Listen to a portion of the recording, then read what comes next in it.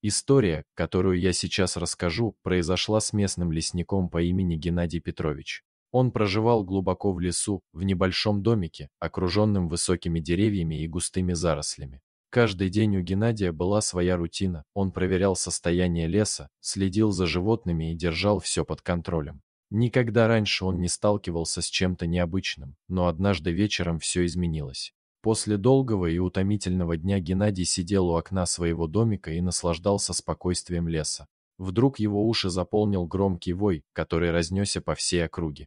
Он вздрогнул и поднялся с места, опустив глаза на волчью стаю, которая собралась возле его дома. Он был очень удивлен этим зрелищем и не понимал, что происходит. Но Геннадий человек, который не боялся непредсказуемости, и поэтому решил выйти и выяснить причину такого поведения волков. Когда Геннадий открыл дверь и вышел наружу, волки перестали выть и расступились, давая ему проход. Его сердце билось сильнее, но он не проявлял страха. В тишине леса он услышал слабое песклявое звучание. Он огляделся и заметил волчонка, который был погружен головой в старую банку. Волчонок явно застрял и не мог освободиться самостоятельно.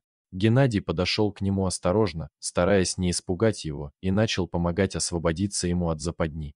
Волчонок волновался, издавал песклявые звуки, но Геннадий успокаивал его нежными словами и лаской. С каждым мгновением он приближался к освобождению, и, наконец, волчонок высвободился из пут, в котором запутался. Он радостно посмотрел на Геннадия и с благодарностью лизнул его руку. Тогда, будто ни в чем не бывало, стая волков удалилась в лес. Геннадий остался стоять на месте, смотря вслед исчезающим волкам.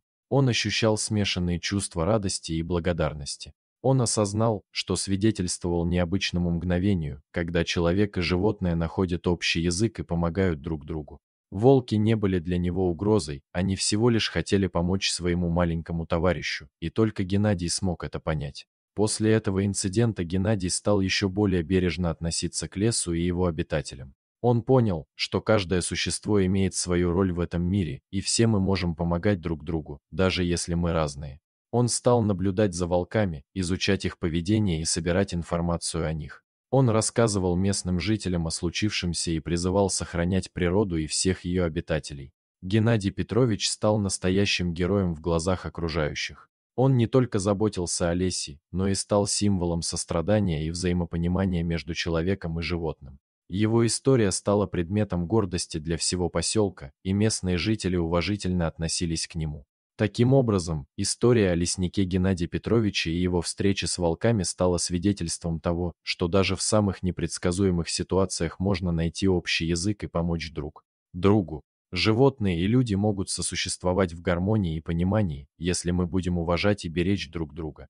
Вот такая удивительная история. А что вы думаете по поводу данной истории? Делитесь своим мнением в комментариях.